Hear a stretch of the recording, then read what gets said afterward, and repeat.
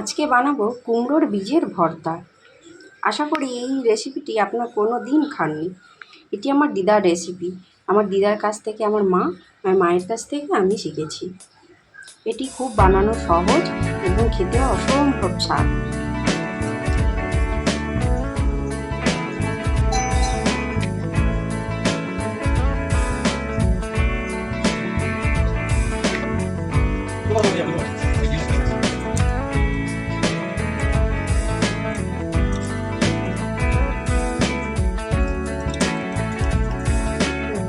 বীজগুলো ছাড়িয়ে নিয়েছি।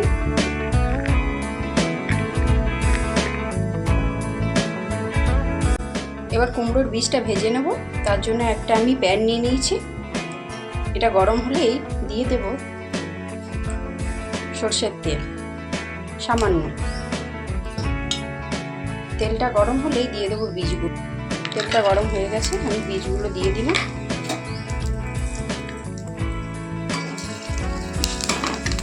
এবার এটা ভেজে নেব। এটা সাবধানে ভাজবে, কারণ এটা ভাজতে গেলে খুব কাটে। বুঝছেন?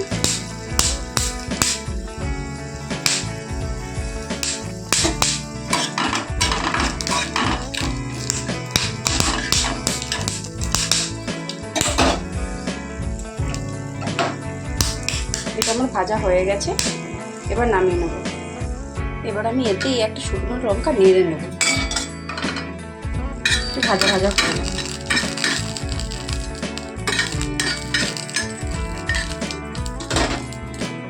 ভেজে নিয়েছি। তার মধ্যে দিয়ে দেবো পেঁয়াজ কুচি, আর দেবো ভেজে রাখা শুকনো লঙ্কা, আর দেবো পরিমাণ মতো নুন।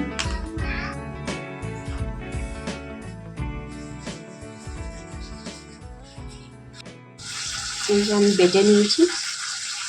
এবার ওপর থেকে দিয়ে দেবো সামান্য সরষের তেল।